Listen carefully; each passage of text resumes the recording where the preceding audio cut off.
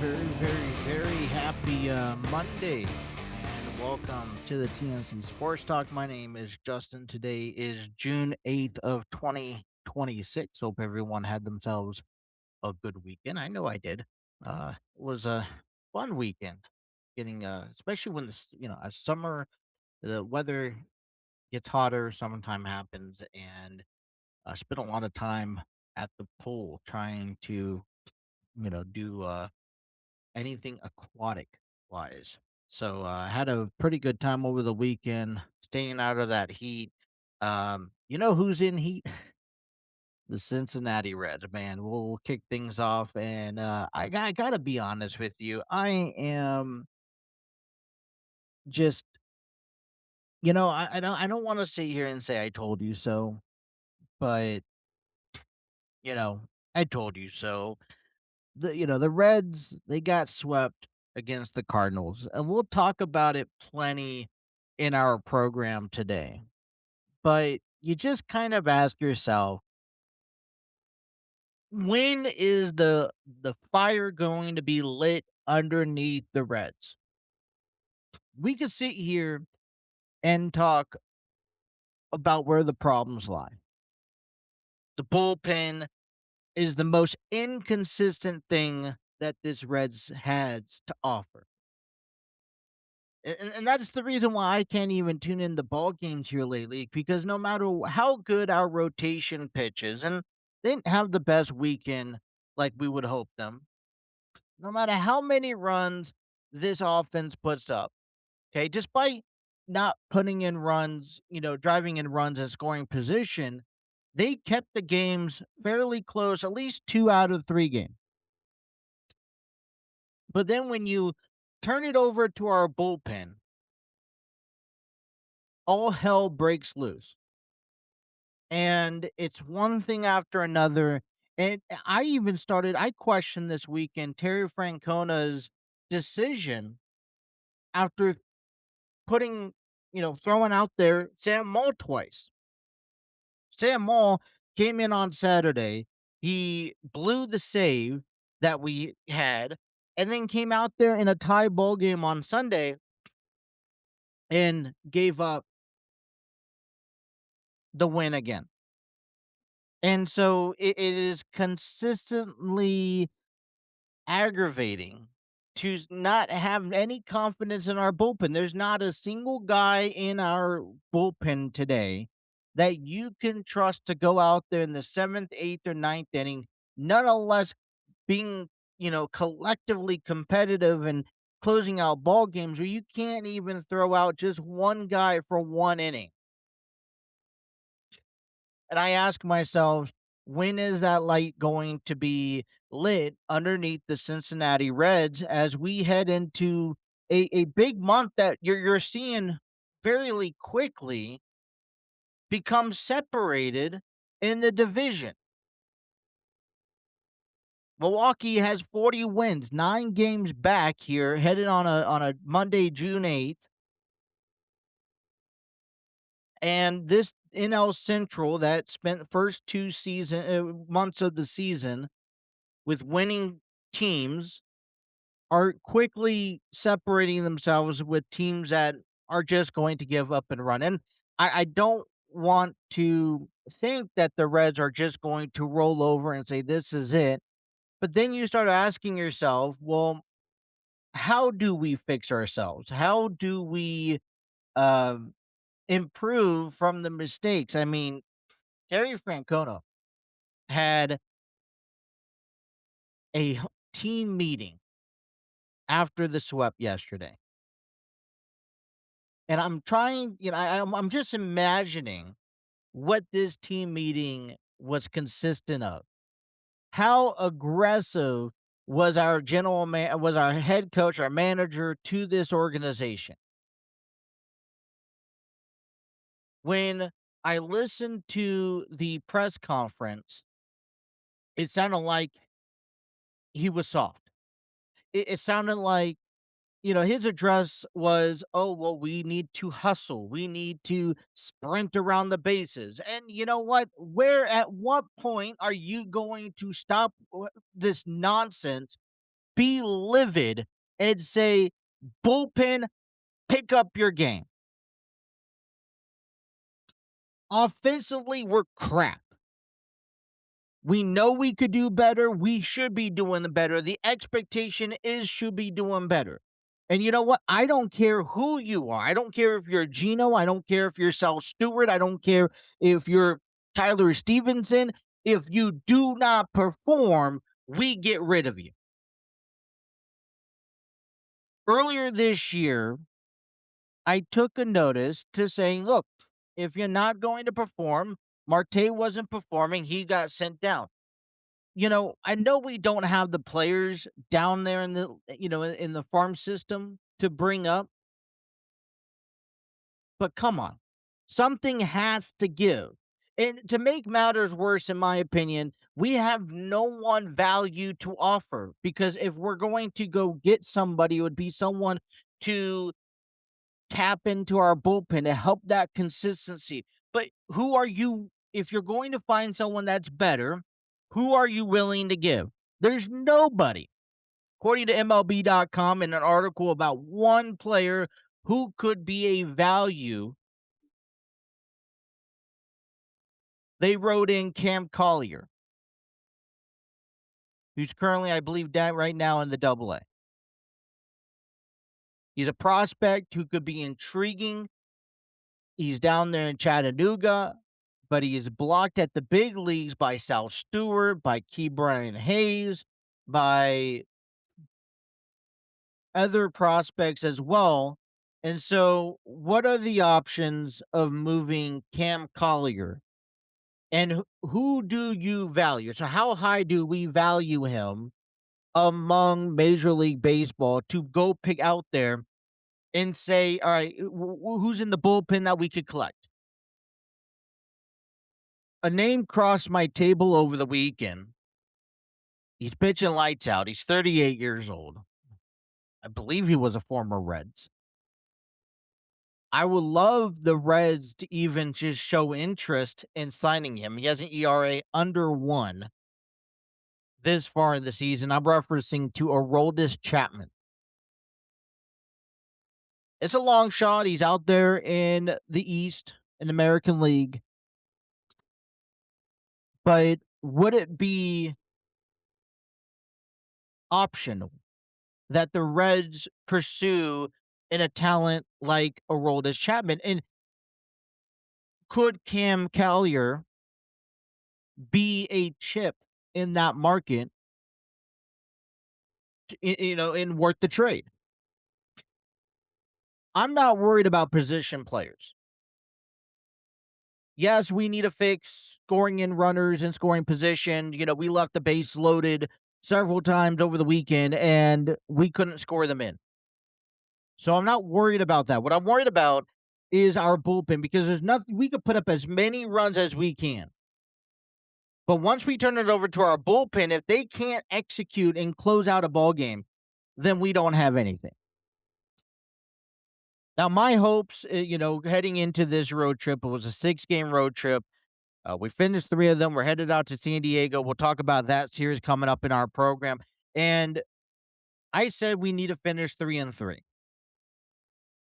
Well, we're down 3. So the best way we can win is 3-3. And the only way to do that is go into Petco Park, sweep the Padres, and take 3 games. Now, luckily, they're not playing so well. We'll get into lengths of that. But that's what we need to do. We're already 2 games under 500, so this will not only get us back to 500, we'll get to be 1 game above. But to avoid just sinking any further, this is the standard that we need to address, and we need to address it now. I don't want to talk ill will of anybody. I don't want to, I like Terry Francona. I like these Paul players. I really do think highly of them. But the reality of the fact is that they're not performing. No one is lighting the fire underneath them. And no one is bringing keep uplift. Despite losing, we got to find a way to uplift this team. Don't forget, All Star voting continues. If you haven't made your selections today, please do so. Head over to MLB.com, select. You can vote 5 times a day, every day. So if you want to see Ellie De La Cruz, Sal Stewart, maybe uh, Gino at the Midsummer Classic this summer, you got to vote going now through the 25th. And then phase two, the 29th through the July 2nd, will be for the pitchers. Vote now, let your voices be heard, and let's go Reds. All right, let's jump over to Friday night SmackDown that took place this past weekend. I'm going to review the matches and the results of these matches first, and then get into storylines that I found interested or intriguing for this show. Well, we saw the King and the Queen of the Ring tournament. That first initial round continues, rolls over into this week. 2 matches, one from both sides, were on SmackDown last Friday. In the Queen of the Ring tournament, we saw Raquel Rodriguez, who defeated Bailey, JC Jane, and Kiana James. So she will advance to the next round. In the King of the Ring tournament, will you see Dominic Mysterio, who outlasted Damian Priest, Braun Breaker, and Trick Williams. So he will go up against Obafemi in the second round. On SmackDown, we saw Tala Tonga beat Rey Mysterio in single competition. We saw Jade Cargill and Mishin, however you pronounce her name, I apologize. She goes on to defeat Charlotte Flair and Tiffany Stratton. Ricky Saints defeats Carmelo Hayes, and Lash Legend defeated Chelsea Green. So we had a lot of stuff that took place on SmackDown this past Friday night. So what did you like? Well, I think Raquel Rodriguez is a dominant being. I was pondering over this because I know this is a concern for me. All 3 female members of the Judgment Day, including your women's champion, who really hasn't been in much action since winning that title, have been inserted into this tournament. Now, I think we saw Io Sky won last Monday. She'll be facing Raquel Rodriguez in the next round, and I think it's a great matchup. But we saw Roxanne Perez lose, and the ideal for me is isn't Liv Morgan at all a threat or concerned for the threat that is at hand? Because one of the things I'm thinking of, and entertain me if I'm wrong, but Liv Morgan has inserted herself above everyone else. Over time, I've seen in my observation that Raquel Rodriguez is being held back. Every time that she gets some sort of push in the Judgment Day, somebody comes along to pull her back down. Liv Morgan returns, pulls her back down. I don't know where the future of the Judgment Day lies. I don't know if I would like to see a singles run with Raquel Rodriguez. I don't know how certain that would be, but just imagine Raquel Rodriguez wins this tournament. The expectation that Liv has for her to go after Rhea Ripley on SmackDown so that the Judgment Day can share the gold. But if I'm smart, wouldn't I go after Liv? I think Liv was a little bit more match made to compete against Raquel. Well, what would be the expectation if Liv Morgan and Raquel Rodriguez are the final 2? Would Liv Morgan expect Raquel to lay down for Liv to win so she could go after Rhea Ripley?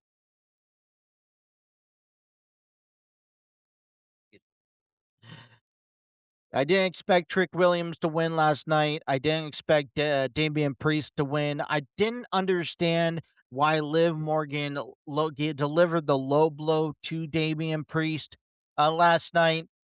Braun Breaker, I think, was one of them, but one of my favorites. But obviously, Dominic Mysterio runs out now. I think he has to go up against. I think he has to go up against Oba Feme, and that's fine. I wasn't ready to see Braun and Oba cross paths just yet. We saw Julia beat down Kiana James, so that's transpiring. I'm thinking maybe a singles match heading into Saturday night main event.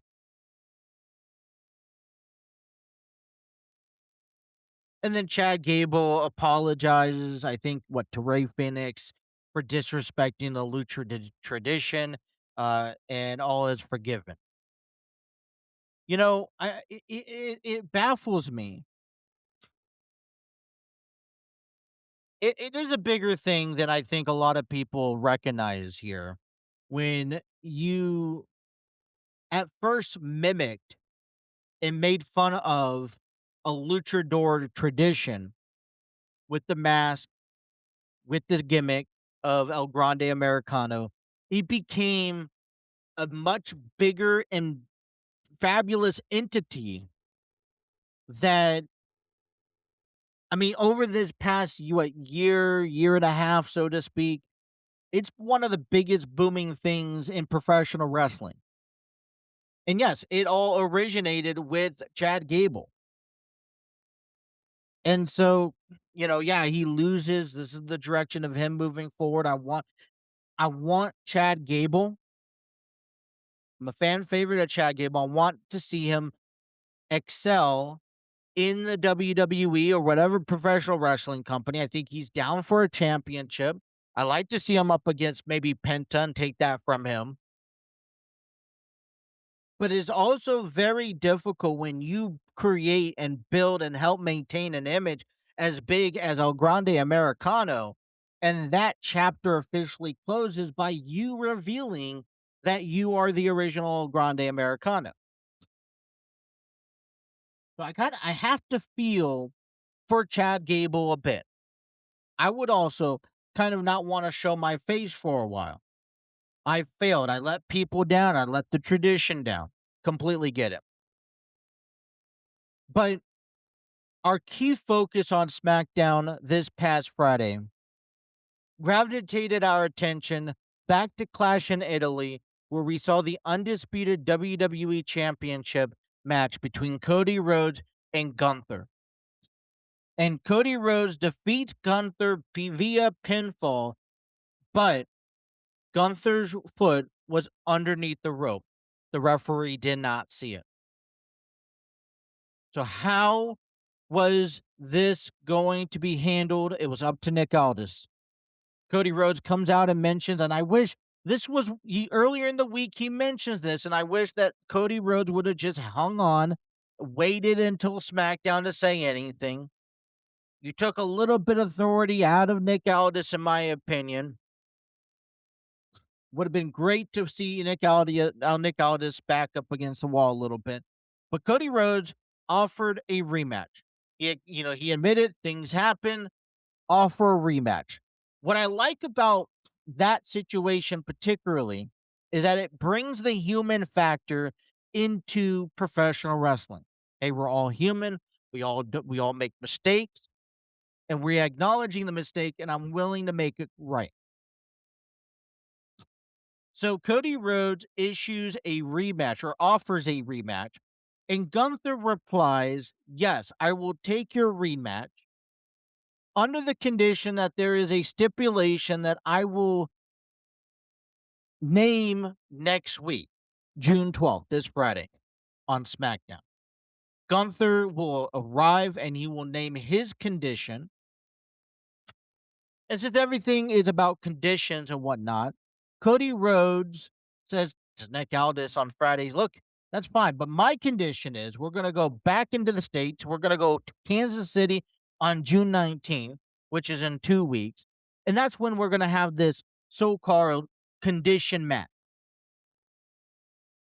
So ahead of Night of Champions, ahead of June 19th episode of SmackDown, it has been confirmed just what's the stipulation.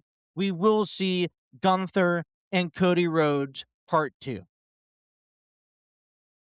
Now, the only odd man out in all this is Sami Zayn, who continues to implement his name into this picture, playing this pitiful game of how he's been disrespected. He's trying to edge himself into this title picture that right now gets sidetracked because Gunther gets his rematch. What do you guys think about SmackDown last night? I thought it was a good episode. We'll talk about it a little bit more later this week. We'll talk about Raw coming up later on tonight.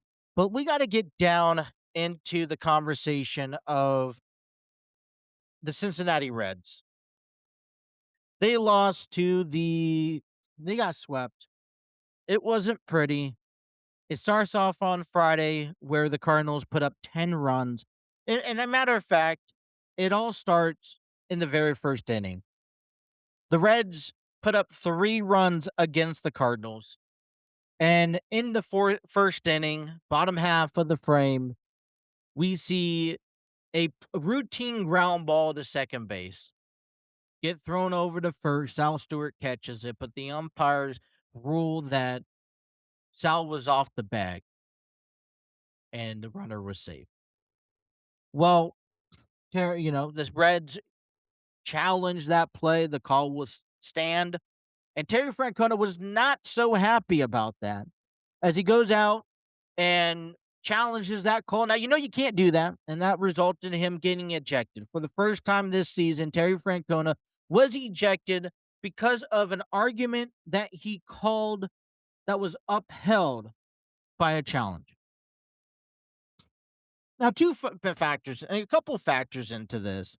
First of all, I appreciate Terry Francona getting hot-headed for a little bit.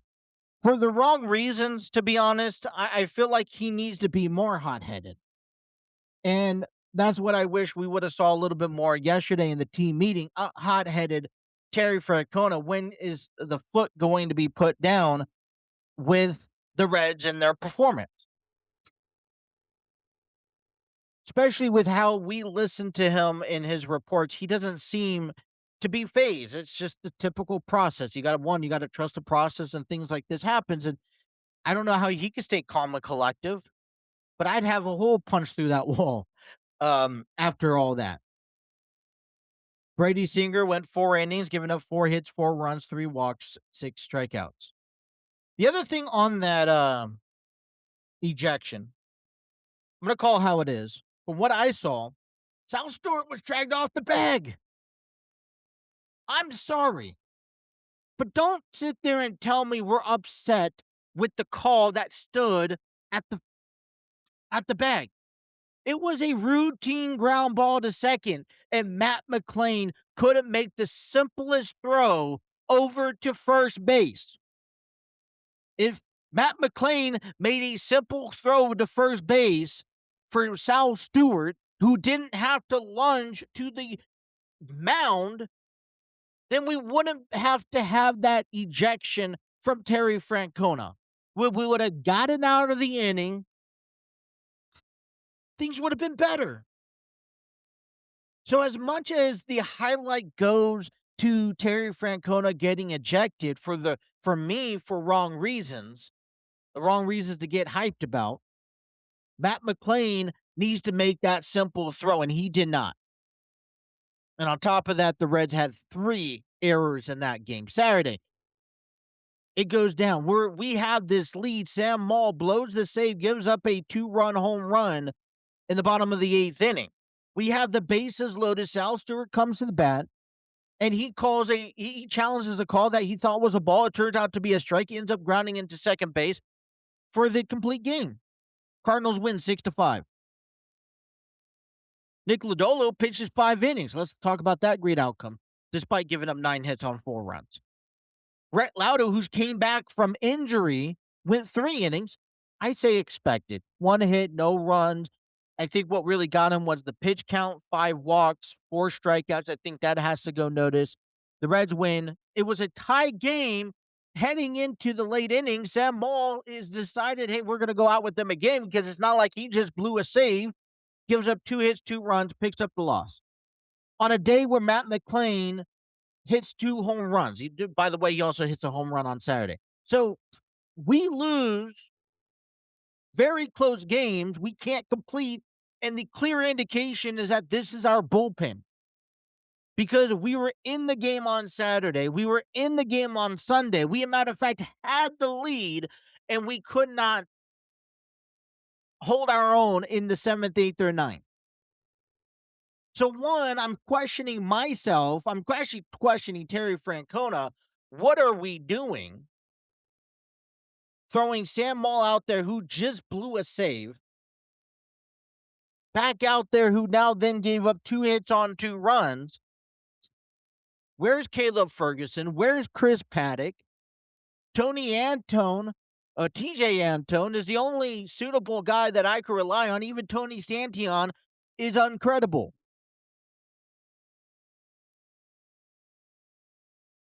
So, what's the 2 issues that the Reds have to address? Well, the issue number 1 is the bullpen. Who do you rely on when you go into the bullpen 7th, 8th, or 9th inning? The answer is absolutely nobody. Until we can establish 2 to 3 guys that we can give the ball to and know that they're going to do their jobs, no matter what, even if we have a 5-run lead, it doesn't matter.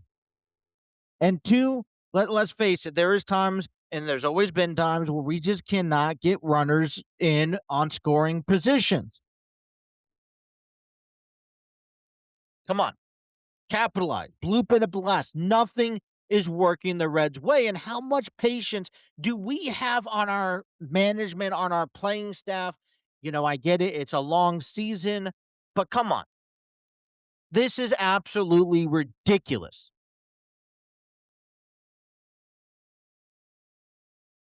It is not fun watching the Reds, who should have at least took 1 out of the 3, if not 2 out of the 3, had the opportunity, and they didn't capitalize on any of it. Now they're under 500, and they're still last place of the division. How do we sit there and validate for that? And how interested am I supposed to be in this organization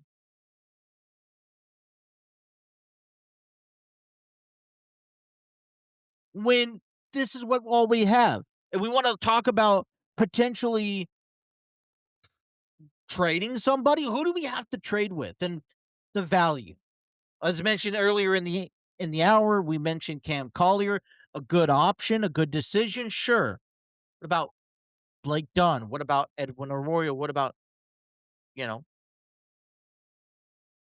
problem is that we rely on these guys at the major league level. They're already up. If they're performing well, we need them up there. Therefore, we can't get rid of them. Who else can we get rid of? We're tapping out, our bank account here. All right, let's get you an update on the Cincinnati Reds injury list. You go to Reds.com for all this information. Jose Trevino will have stepped away from his rehab assignment to handle some personal matters and will rejoin AAA Louisville for his final rehab appearance on June 10th. Plans to be activated by June 12th, which is this Friday. Good news. It really doesn't really matter. I like PJ Higgins, although our catchers ain't really performing at the at-bats. Okay, he's been out since May 17th due to a left hamstring strain. Pierce Johnson, he threw about 150 feet on June 7th, which was on Sunday. He has a bullpen plan for June 9th. That was the last update. He expected to be returned back in mid-June after going down with a right elbow inflammation on May 30th. Emilio Pagan will be reassessed for his strength and deficit today and is set to resume throwing down on the mound in the immediate aftermath pending the outcome of the test. He expected to come back mid-June or possibly July. He was out with a grade 2 left hamstring back on May 6th. Ellie De La Cruz. He began some light baseball activity. MRI checked in scheduled on June 12th, moved up from June 15th, which is great. With the team in St. Louis, now they're in San Diego, walking on a treadmill. He was with the team in St. Louis, excuse me. He was walking on the treadmill, taking ground balls on his knees. That was reported on Saturday. He was out since June 1st with a right hamstring strain. Expect to return to the organization back to mid to late June. Hunter Green threw a side session on June 4th, scheduled to face live hitters for the first time on June 8th before another side session. That was according to Terry Francona. He says he looked really healthy, which is great to see. He's recovering from a right elbow surgery back on March 23rd. Expected to return in July, hopefully. Crossing fingers, right? Graham Ashcraft, second opinion, still updated back from June 2nd. Nothing new there. Brendan Williamson, also the same thing. Second half return possible. And then we have no undisclosed updates with Key Brian Hayes. The latest transactions yesterday, Rhett Lauder was activated as he pitched, 15-day injury. Luis May was optioned to Louisville, AAA. That is your Reds injury and transaction report update. All right. Well, you know, I don't think the Reds do all so well against West Coast teams or even going out to the West Coast in travels. I know it has a lot of implications. This is the first time the Cincinnati Reds are heading out to the West Coast as they get ready for a 3-game set as against the San Diego Padres today, tomorrow, and Wednesday before having a day off on Thursday. And the Padres aren't necessarily playing that well as well. So we have an opportunity to come in and at least take a series, if not a sweep, depending how we play. Now we know what our bullpen needs to do, but maybe we can capitalize on someone else's mistakes. The Padres are 2-8 over the last 10 games. They started the season off 19-11. They finished off in May 13-14. They are 33-31 with a 1-game losing streak as they lost the series to the New York Mets over the weekend. Only game 1 was on Saturday. 3-2 was the final score. At home, the Padres are 17-18 as they're in third place of the NL West. The Dodgers are 42-24. The D-backs are 34-31 in second place. The Giants trail the Padres 27-39. And the Rockies are in last place of the division, 24-42. Overall, all-time record between these two teams, the Red leads the Padres 352-311. Last season, the Padres took both series, taking 2 out of 3, both home and away. They took the series 4-2 out of the 6-game stretch. And so, it's kind of up in the air for me. Being born and raised in San Diego, I grew up a Padres fan. Always watched them succeed until they fell. Going to the playoffs several times in the early 2000s, falling short to the Cardinals. They have had recent success, but they've stopped at the National League Championships where they lost to the Philadelphia Phillies. This is where this week here, right? Our first West Coast team or game, we have 3 nighttime games. So if you're a Reds fan, you're going to be staying up until 1, 2 o'clock in the morning to watch this game. It starts at 9:40 Eastern Standard Time. So it's later in the afternoon. And, with both of these teams, they had a really good month of April. Padres battling the Dodgers. That was the conversation heading into the year. How the Padres would do battling the Dodgers and can they make a run for it?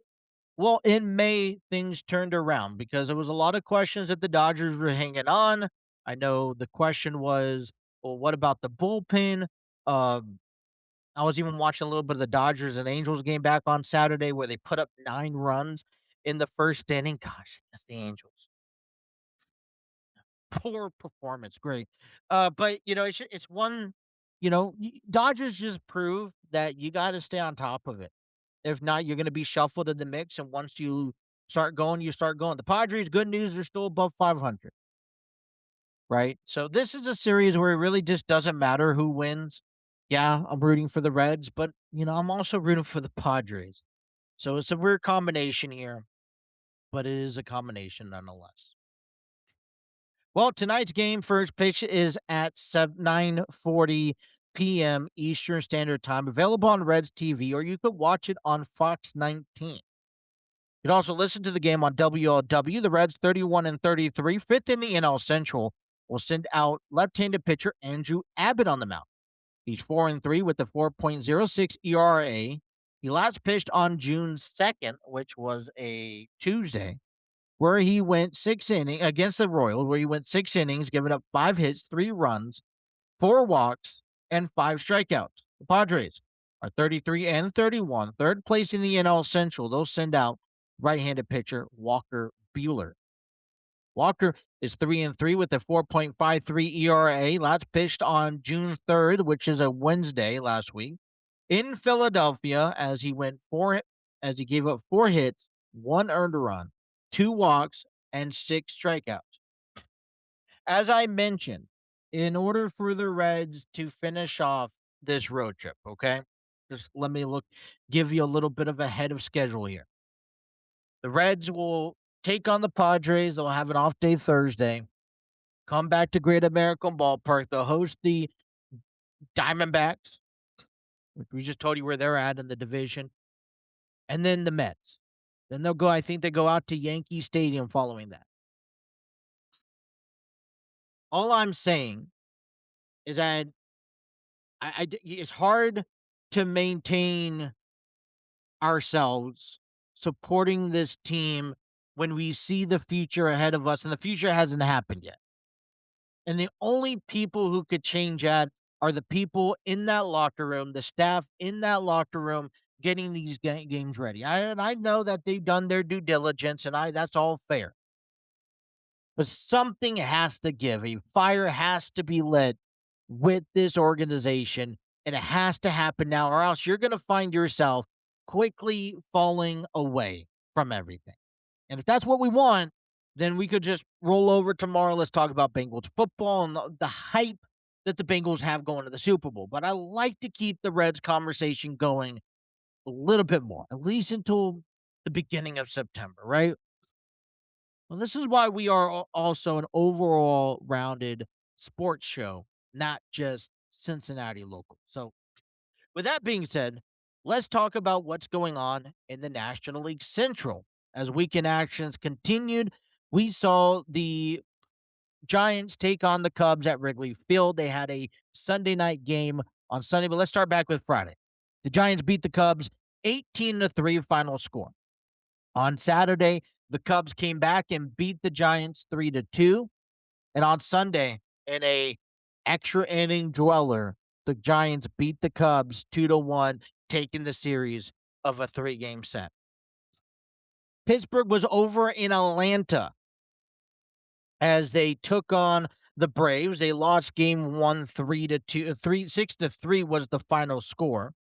On Saturday, they also lost 6-3. And on Sunday, the Pirates lost 3-2. Milwaukee was over in Colorado over the weekend, a hitter-friendly ballpark, where the Brew Crew took game 1 9-7. They also took game 2 7-1. They also took game 3 12-4. So this is a team 40 and 23, first in the division, who says, hey, look, we go over to Coors Field. The Rockies ain't playing best of baseball. We know that. We're going to enjoy and take advantage of the runs that the field has to offer. They did. Think about that. 28 runs compared to what? Their 12? Over doubled? That's crazy. It's also nice to see Pittsburgh lose 3, kind of balances out that division, and the Cubs losing 2 out of 3. What you're seeing here right now, and this is a mid-June situation, I see Milwaukee and St. Louis separating themselves nicely from the rest of the division. And we're just happen to be in the bottom three. The Cardinals are 35-28 in second place. The Pirates are 34-32 in third. The Cubs are 34-32 in third. And the Reds are 31-23. Plus, just icing on the cake before we get into what's going on down on the farm. Let's face it, the Reds are also still not playing well against division. Hopefully, that's not going to be a deciding factor of who makes the playoffs. All right, what is going on down at the farm system? We start off with the Louisville Bats, who just got done finishing a 6-game set against the Memphis Redbirds over this past week. They took 3 and they split the series 3-3. The Redbirds are the AAA affiliates to the St. Louis Cardinals. The Bats are now 33-29. They are 4-6 over the last 10 games with a 1-game losing streak. They are in 5th place of the International League West Division as they now head back home to await the Iowa Cubs, the Chicago Cubs AAA affiliates. That will go on between June 9th and June 14th. The Cubs are 25-36. They are 3-7 over the last 10 games as they took 1 out of 4 games or 1 out of 5 against the Toledo Mud Hens. They had a rained-out cancellation on Sunday. The Cubs also find themselves 9th in the International League West. The Cubs are just 13-17 on the road, while the Bats are 16-17 at home. The Chattanooga Lookouts are 31-26. They are 5-5 over the last 10 games with a 1-game winning streak. They took 4 out of 2 on the road against the Pensacola Blue Wahoos. The Lookouts are now first place of the Southern League South Division, as now they head back home to await the AA affiliates of the Los Angeles Angels and the Rocket City Trash Pandas. The Pandas, who took 2 out of 5 against the Columbus Clingstones, with the Sunday's game canceled, are just third place of the Southern League South Division, as they are 28-27 and 4-6 over the last 10 games. The Trash Pandas are 14-15 on the road, while the Lookouts are 10-14 at home. And in High A baseball, Dayton Dragons are 31-26, 5-5 over the last 10, with a 3-game losing streak as they went 2-4 on the road against the West Michigan Whitecaps. They come home June 9th through June 14th to host the Padres High A Fort Wayne Tin Caps this week. The Tin Caps took 1 of 6 against the Lake County Captains. They are in 5th place of the Midwest League, while the Dragons are 3rd place of the Midwest League. The Tin Caps are 13-4 on the road, while the Dragons are 13-11 at home. That is your Cincinnati's farm system update. Let's take a look at the NBA Finals, as on Friday we had game number 2 in the best of 7-game series held between the New York Knicks and the San Antonio Spurs. A very close down to the wire game as the Knicks found themselves victorious with a 105-104 victory over the Spurs. The Knicks now lead 2-0 heading back to New York. The next game will be today, tip-off at 8:30 p.m., available on ABC. In the NHL, on Saturday, Game 3 of this best-of-7 series between the Carolina Hurricanes and the Vegas Golden Knights took place. The Hurricanes fell short in double overtime against the Golden Knights. 5-4 was the final score. They have today off as they head back to Vegas for game number 4 on June 9th, which is Tuesday. The Hurricanes are down 1-2 in the series, and the puck drop will be happening at 8 p.m. on ABC on Tuesday night.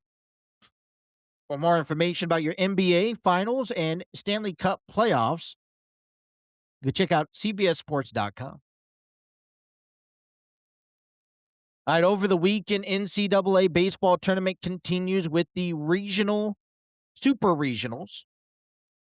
There are a couple games still currently awaiting to be in progress. We'll get to those at the very end. But West Virginia defeated Cal Poly. Troy defeated Little Rock. UNC defeated USC. Texas defeated Oregon. Ole Miss defeated Auburn. And Georgia defeated Mississippi State. All of those series were won 2-0 shutouts. That's incredible, in my opinion. To add to that, a couple games that were postponed and should resume later on today. Alabama leads the series 1-0 over St. John. In Game 2, they were stopped in the 8th inning as Alabama had a 7-2 lead over St. John. Oklahoma leads Kansas in a 1-0 series. That game was stopped in the 3rd inning. The continuous of that Game 2 will take place hopefully today as Kansas is down 1-8 against Oklahoma. The winners will advance next weekend.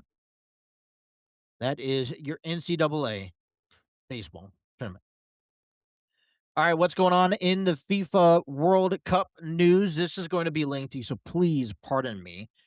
But the World Cup begins this week. We'll actually get you through the schedule of these games that are expected to begin on June 11th, which is Thursday. In Group A, you have Mexico, South Korea, South Africa, and Czechia. The first game's set for June 11th. Mexico taking on South Africa at 3 p.m. In South Korea taking on Czechia at 10 p.m.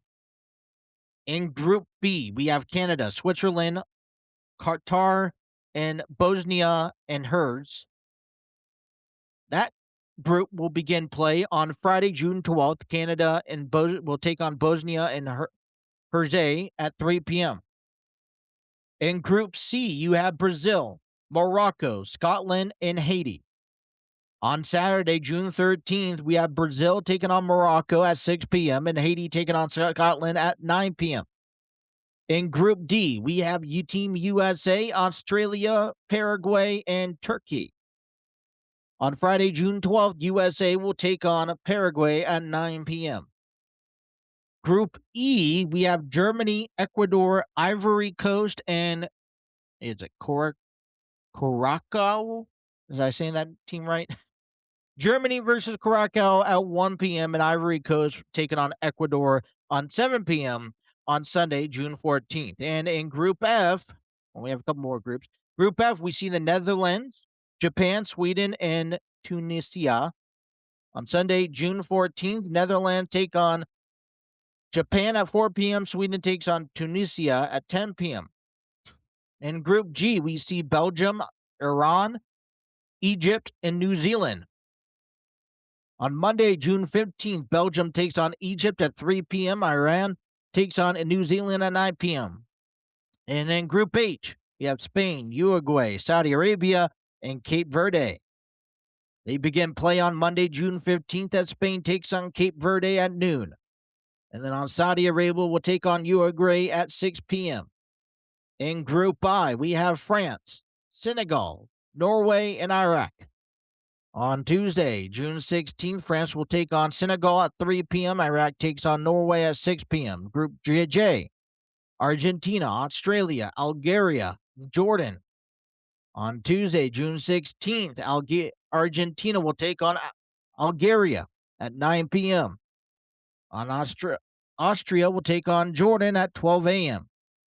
Group K, we have Portugal, Colombia, DR Congo, and Uzbekistan. On Wednesday, June 17th, Portugal will take on DR Congo at 1 p.m. and Uzbekistan will take on Colombia at 10 p.m. Group L is England, Croatia, Ghana, and Panama. Wednesday, June 17th, England takes on Croatia at 4 p.m. Ghana will take on Panama at 7 p.m. That is your first set of matchups in each group in this year's FIFA World Classic games. 48 teams, the biggest World Cup that has ever been. probably very complex too. 12 groups of four might be enough to follow the first place, but those fans brackets who have to familiarize. So it's kind of hard. There are teams that I follow. There are teams that I'm gonna kind of tune into earlier on. I'll tune into the earlier groups. There's some, what's nice is that they have this spread out. Um, in well later this week, I will give you my predictions on from every group who I like to see advance. And not try to be biased, but in Group D, I like to see Team USA. So I really, I'll tell you the teams I like later on this week. But that is your FIFA World Cup information. All right, let's get to our last segment of the day. We'll talk about WWE Raw coming up tonight. They're still on this European tour as they are in Accor Arena in Paris, France. Raw, because it's on Netflix, will be on a special time at 2 p.m. Eastern Standard Time today. The match card seems quite nice, exactly. We see Rey Mysterio taking on Penta for the WWE Men's Intercontinental Championship. We also see Lyra Valkyria take on Sol Ruka for the WWE Women's Intercontinental Championship. We see the Queen of the Ring tournament and the Queen of the Ring tournament continue. Becky Lynch takes on Alexa Bliss, takes on Liv Morgan and Chelsea Green. While on the other hand, we see Seth Rollins take on Tamala Tonga, Ricky Saints, and Javon Evans. So four pretty big match cards, if you ask me. We are on the road to Night of Champions, which we're just about 3 weeks away, 2 weeks. No, we'll have 3 weeks. And so let's start off with the tournament. As mentioned at the beginning of the program, Liv Morgan and the Judgment Day, I think, they've stacked their team very high of being in this tournament. I think that's a great opportunity. Any chance that you can bring gold, and the fact that Raquel Rodriguez advanced to the next round, I think, look, I think this is going to be a great matchup between Io Sky and Raquel Rodriguez. I get worried, like mentioned, that if Raquel Rodriguez does go on to win this, she may be running into Liv Morgan, and that would be the number one question in Night of Champions. Does Raquel Rodriguez lay down to Liv Morgan, or does she battle to earn herself a championship match? The second thing is that if Raquel Rodriguez can win this thing, could it lead to Raquel challenging Liv Morgan at SummerSlam for her title? Those are things that I point out to. Becky Lynch, who just got done with this whole women's intercontinental championship run, I think is in line, has some sort of perk. Hey, I need to get back into this title picture, and I'm done with the IC title. Let me go up to the women's title. So I can see a couple of different scenarios happen. But if you're asking me, going with the safe route, I see Liv Morgan taking this one. I feel like it creates a bigger, better conversation in this. And I would be interested to seeing how the WWE puts that together if that is what to happen. So I'm going to go with Liv Morgan. Seth Rollins, Tala Tonga, Ricky Saints, and Javon Evans. I think the only fit, in my opinion, goes towards Tala Tonga and Seth Rollins. But the reason why I linger towards Seth Rollins, because to me, there's just no one else on this list that opposes somebody to advance further. You got to remember who is champion: Roman Reigns and Cody Rhodes. There's no one other than Seth Rollins that leads towards that. One is a complete veteran at this, at the top of his game still.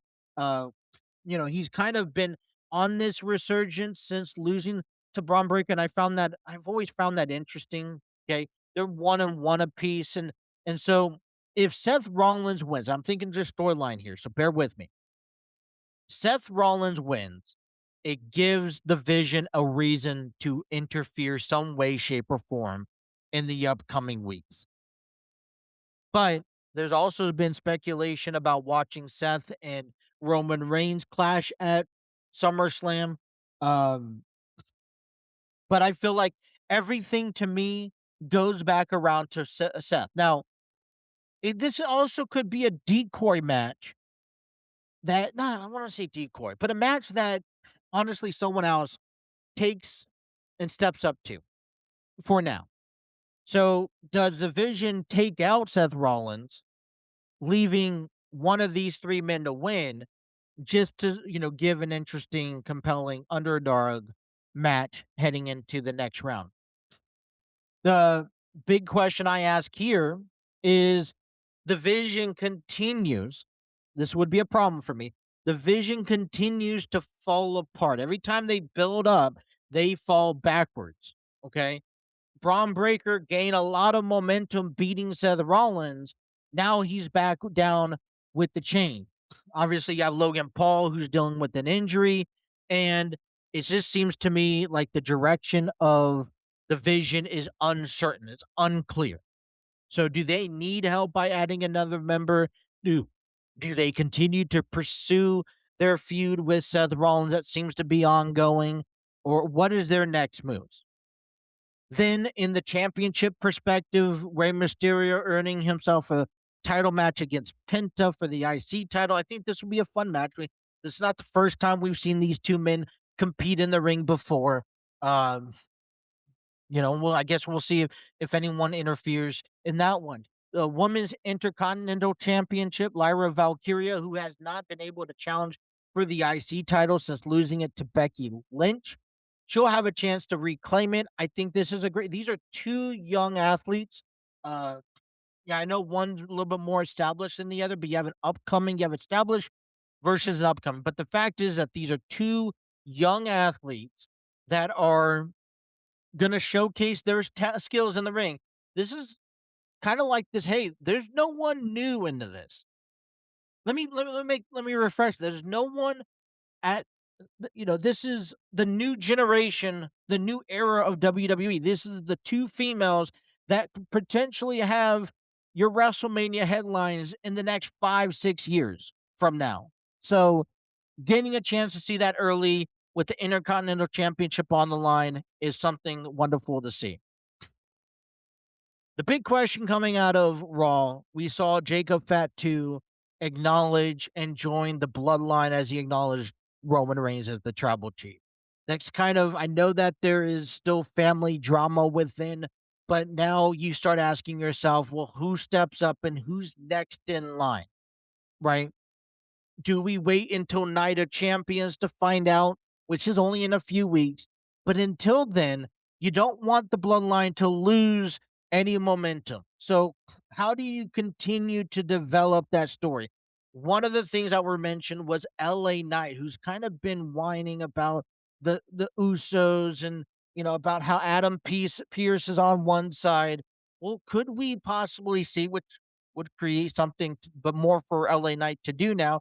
But could we see the Usos continue to figure out how they handle LA Knight, or could we see the first mission for Jacob Fatu as the the wolf for the bloodline that will probably do a lot of the dirty work, go after LA Knight and see them in competition, possibly even ahead of Night of Champions?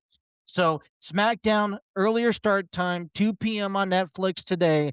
Want to catch it? They're in Paris. I believe they return back to States, which kind of is confusing. They're going to return the States to go back out to Riyadh, in a few weeks. I don't know.